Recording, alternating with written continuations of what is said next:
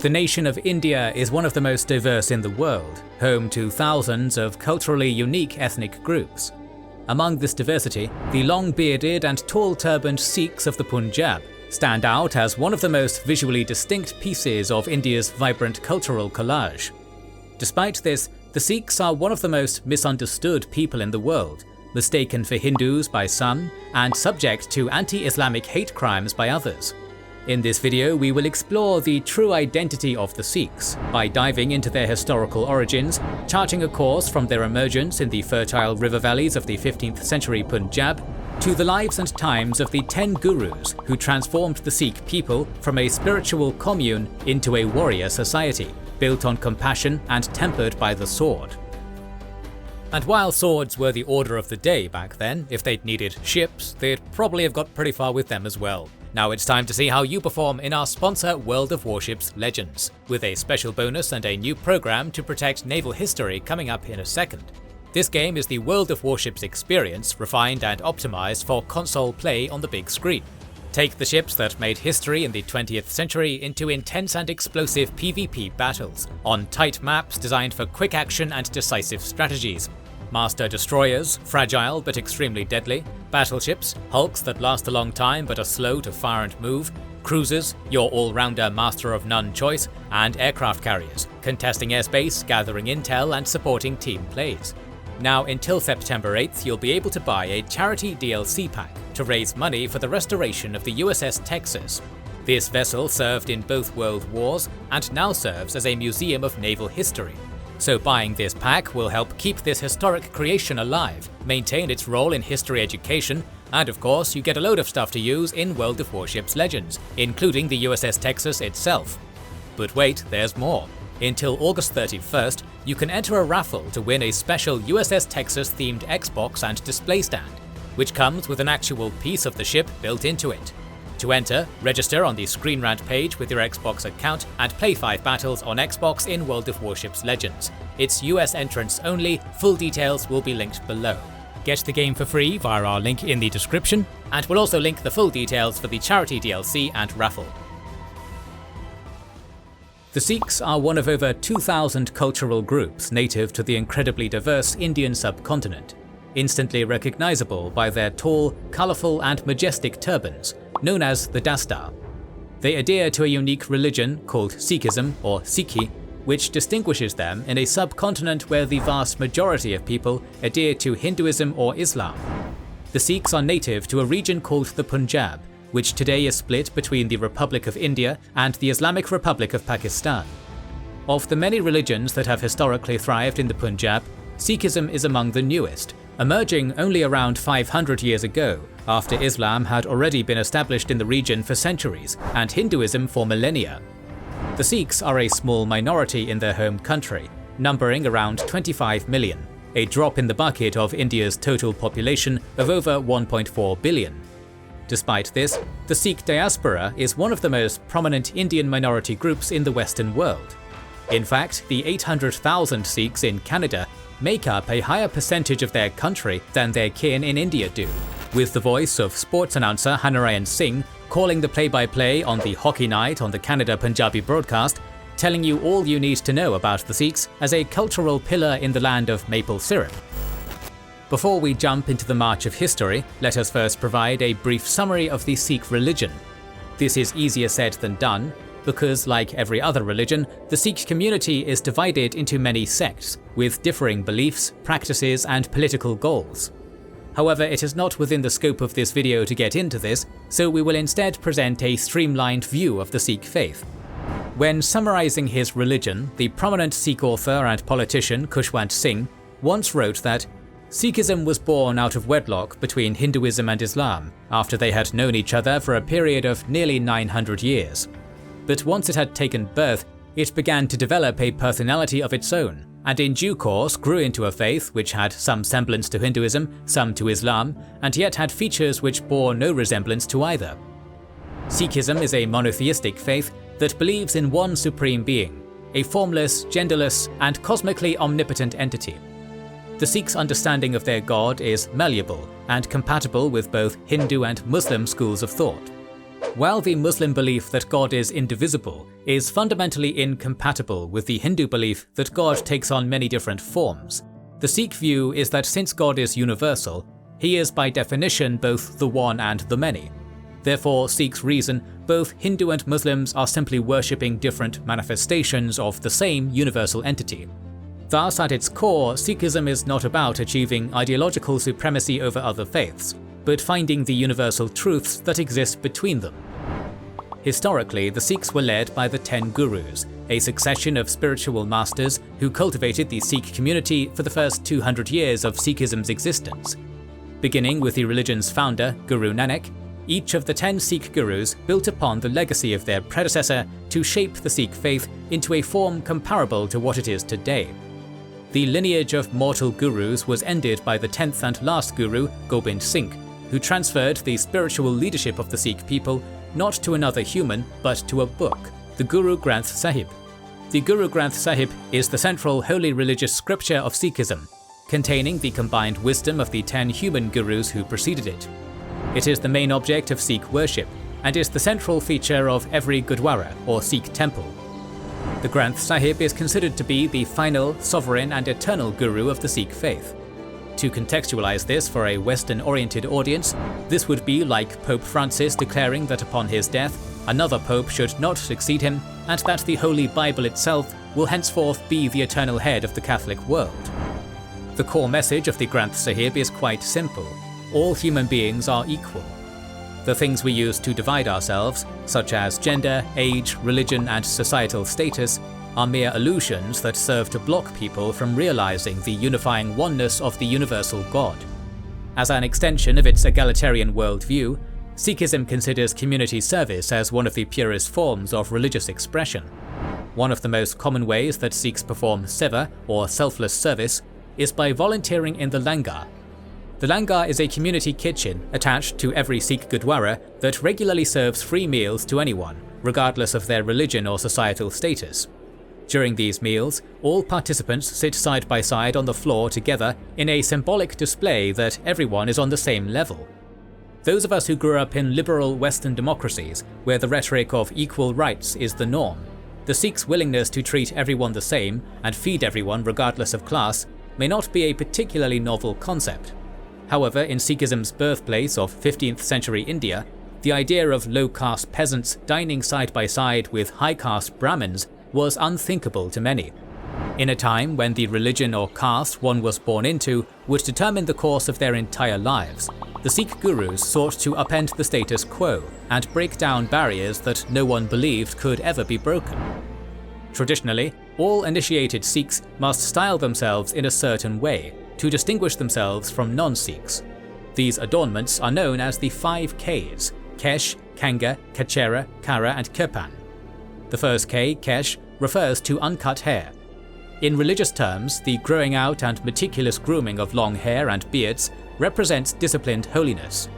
Incidentally, the famous Sikh turban is not actually one of the 5 Ks, but is worn by Sikhs to bind and cover their flowing locks as a matter of modesty.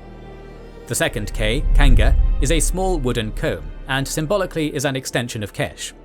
The third K, Kachera, is a cotton undergarment which represents sexual restraint. The fourth K, Kara, is an iron bracelet, whose circular shape serves to remind its wearer of the infinity of God. The fifth K, Kirpan, is a curved dagger tucked under the waistband, which represents the Sikhs' call to uphold justice and protect the weak. The Kirpan is indicative of the fact that the Sikhs do not mistake compassion for meekness. A fierce warrior people, the Sikhs spent much of their early history facing religious oppression and learned that pacifism was a luxury not afforded to them. A famous line from a poetic composition by Guru Gobind Singh reads as follows: "The Kirpan, the Kanda, the scimitar, the axe, the rifle and the arrow, the scythe, the dagger, the spear, these indeed are our saints." Having provided a 101 on the core beliefs of the Sikh faith, let us now step into the flow of time and dive into the historical origins of the Sikh community. We will begin this adventure by looking at the political and religious map of the Punjab at the time of Sikhi's birth. In the 15th century CE, northern India was dominated by 2 religions, Hinduism and Islam. The preeminent power in the Indian subcontinent was the Delhi Sultanate, an Islamic dynasty with roots among the Turkish peoples of Central Asia, who ruled over a majority Hindu population. During this period, two religious organizations made efforts to bridge the gap between the two religions, the Muslim Sufi orders and the Hindu Bhakti movement. The Sufis sought to make the Islamic faith more relatable to the Hindu population in order to secure local converts, while the Bhaktis were a group of predominantly Vishnu worshippers who ignored the stringent Hindu caste system and welcomed Muslims among their ranks. Both the Sufis and the Bhaktis were groups that bridged the theological divide between Hinduism and Islam, and no doubt had a heavy influence on the founder of the Sikh faith. In fact, passages from Bhakti and Sufi literature can be both found in the Guru Granth Sahib today, making Sikhism the only world religion with a holy book that contains the work of other religions within its pages. The founder of the Sikh religion and the first guru of the Sikh community was a man known as Nanak. According to Sikh tradition, Nanak was born in 1469 in the Punjabi town of Talwandi to a family of Hindus belonging to the merchant caste. Nanak quickly became something of a child prodigy in poetry, philosophy and language. After filing into adulthood, Nanak moved to the town of Sultanpur, where he took up a job as an accountant for the local Muslim governor. It was there that a spiritual experience changed Nanak's life forever. While taking a ritual morning bath in the local river, he was suddenly swept into the presence of the divine. Submerged beneath the water, he was given a cup of amrit, or sweetened water. Sipping the universal drink, Nanak was introduced to the universal reality of God. When he finally emerged 3 days later, his friends and family were relieved, for they had believed him drowned. However, their relief turned to perplexion when the first words out of his mouth were this: "There is no Hindu, there is no Muslim, there is only God." Armed with a new purpose, Nanak gave away all his worldly possessions and began traveling around to spread the truth.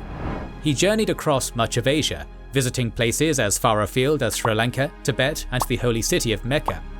By the time his journeys concluded, he had accumulated a large following of disciples, with whom he eventually formed a settled community in a place called Kartarpur.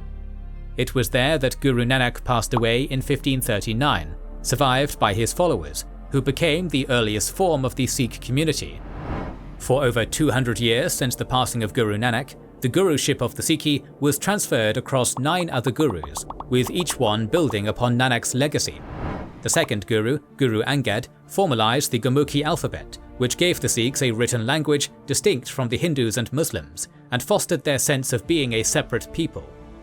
The third guru, Guru Amar Das, sought to abolish several problematic Hindu rituals and societal restrictions, which were still being practiced by recent converts from Hinduism in his flock. He strived to end purdah, the seclusion of women, advocated for marriages across caste lines, and strictly forbade the practice of sati, the burning of widows on the funeral pyres of their husbands. The fourth guru, Guru Ram Das, founded the holy city of Amritsar and laid down the foundations for the Golden Temple, which to this day is the most important Gurdwara in the Sikh world and one of the holiest places on the planet. As the small Sikh community developed throughout the 16th century, it increasingly came under the shadow of a new power.